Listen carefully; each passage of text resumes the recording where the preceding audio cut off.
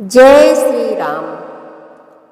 आज बात करेंगे गुरु पूर्णिमा के महत्व के बारे में। सबसे पहले जान लेते हैं कि आखिर गुरु तत्व क्या है, गुरु किसे कहते हैं। जिस ज्ञान की प्राप्ति के बाद मोह उत्पन्न ना हो, दुखों का शमन हो जाए तथा परब्रह्म अर्थात स्वयं के स्वरूप की अनुभूति हो जाए, ऐसा ज्ञान गुरु कृपा से ही प्राप्त हो सकता है। चलिए जानते हैं जीवन में क्या है गुरु का महत्व। साथ ही ये भी जानेंगे कि गुरु पूर्णिमा पर्व का महत्व और इसका उद्देश्य क्या है। आदि गुरु परमेश्वर शिव ने दक्षिणामूर्ति रूप में समस्त ऋषि मुनियों को शिव ज्ञान प्रदान किया था। इसकी स्मृति में गुरु पूर्णिमा महापर्व मनाया जाता है। यह उन सभी गुरुजनों को समर्पित परंपरा है जो कर्म योग आधारित व्यक्तित्व विकास और प्रबुद्ध करने, बहुत कम अथवा बिना किसी मौद्रिक शुल्क के अपनी बुद्धिमत्ता को साझा करने के लिए तैयार हो। यह पर्व आध्यात्मिक शिक्षकों के प्रति कृतज्ञता व्यक्त करने के रूप में मनाया जाता है। मान्यता है कि गुरु पूर्णिमा वाले दिन वेद व्यास का जन्म हुआ था, इसलिए इस दिन व्यास जी का पूजन किया जाता है। वेद व्यास भगवान विष्णु के अवतार माने जाते हैं। व्यासाय विष्णु रूपाय व्यास रूपाय विष्णवे नमो वै ब्रह्म निधये वासिष्ठाय नमो नमः। अर्थात व्यास विष्णु के रूप हैं तथा विष्णु ही व्यास हैं। ऐसे वशिष्ठ मुनि के वंशज को मैं नमन करता हूँ। वशिष्ठ के पुत्र शक्ति, शक्ति के पुत्र पराशर और पराशर के पुत्र व्यास हैं। जीवन में अनेक गुरु आते हैं। सर्वप्रथम गुरु माता, फिर पिता गुरु होते हैं। इसके बाद विद्यालय में विद्या गुरु प्राप्त होते हैं। आध्यात्म की ओर जाने पर दीक्षा गुरु जीवन में आते हैं। दत्तात्रेय ने जीवन में 24 गुरुओं से शिक्षा प्राप्त की। उन्होंने तो पेड़ पौधे, पृथ्वी, जल, तेज, वायु, आकाश सबको अपना गुरु बनाया। श्रीमद् भागवत के 11वें स्कंद में गुरु दत्तात्रेय के 24 गुरुओं का विस्तार से उल्लेख है। गुरु शब्द का संस्कृत में अर्थ होता है अंधकार से प्रकाश की ओर ले जाना। गुरु किसी व्यक्ति विशेष को नहीं कहते, अपितु गुरु तत्व है, गुरु ज्ञान है, ज्योति पुंज है जो संपूर्ण चराचर जगत में व्याप्त है। अखंड मंडलाकारं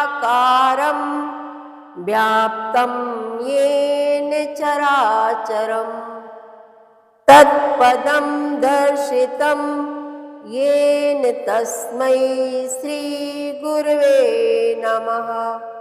भागवत महापुराण में कहा गया है कि चिंतामणिर्लोक सुखम सुरद्रुह स्वर्ग संपदम प्रयच्छति गुरुः प्रीतो वैकुंठम योगी दुर्लभम। अर्थात किसी व्यक्ति को चिंतामणि मिल जाए तो स्वर्ग के सभी सुख मिल जाते हैं, पर यदि गुरु तत्व प्राप्त हो जाए तो उसे वैकुंठ प्राप्त हो जाता है, जो योगियों को भी दुर्लभ है। श्री रामचरितमानस में कहा गया है, गुरु बिन भव निधि तरई न कोई, जो बिरंचि शंकर सम होई। अर्थात गुरु के बिना कोई भवसागर नहीं तर सकता, चाहे वह ब्रह्मा जी और शंकर जी के समान ही क्यों ना हो। जिस ज्ञान की प्राप्ति के बाद मोह उत्पन्न ना हो, दुखों का शमन हो जाए तथा परब्रह्म अर्थात स्वयं के स्वरूप की अनुभूति हो जाए, ऐसा ज्ञान गुरु कृपा से ही प्राप्त हो सकता है। इसीलिए कहा जाता है ध्यान मूलम गुरोर्मूर्तिः पूजा मूलम गुरो पदम मंत्र मूलम गुरोर्वाक्यम मोक्ष मूलम गुरो कृपा चैतन्यम शाश्वतम शांतं व्योमयतीतं निरंजनम नादबिंदु कलातीतं तस्मै श्री गुरुवे नमः। यद्यपि भगवान श्री राम तथा भगवान श्री कृष्ण पूर्ण ब्रह्म तथा गुरुराम गुरु हैं, तथापि जब वह धराधाम पर आए तो उन्होंने भी गुरु तत्व के रूप में विश्वामित्र, वशिष्ठ जी, महर्षि संदीपनी मुनि जैसे आदि ब्रह्मनिष्ठ संतों की शरण में जाकर मानव मात्र को सद्गुरुदेव भगवान की महिमा का संदेश प्रदान किया। तभी तो गुरु तत्व को ब्रह्म समान कहा गया है। गुरुर्ब्रह्मा गुरुर्विष्णु गुरुर्देवो महेश्वरा गुरु साक्षात् परब्रह्म तस्मै श्री गुरुवे नमः। चराचर जगत में दो प्रकार की विद्याएं हैं, पराविद्या और अपराविद्या। इन्हें ही उपनिषदों में श्रेय तथा प्रेय के नाम से जानते हैं। जो परा अपरा विद्या का ज्ञान कराकर शिष्य को मोक्ष प्राप्त करा दे, ऐसा महान गुरु दुर्लभ है। कहा भी गया है दुर्लभो विषय त्यागो दुर्लभम तत्वदर्शनम दुर्लभा सहजावस्था सद्गुरोः करुणां विना। यह दुर्लभ सहज अवस्था गुरु तत्व की कृपा के बिना नहीं मिलती। गुरु पूजा ही सार्वभौम महापूजा है, ऐसा गुरु गीता कहती है। गुरुरेव जगत् सर्वं ब्रह्मा विष्णु शिवात्मकं गुरोः परतरं नास्ति तस्मात् संपूजयेद गुरुं।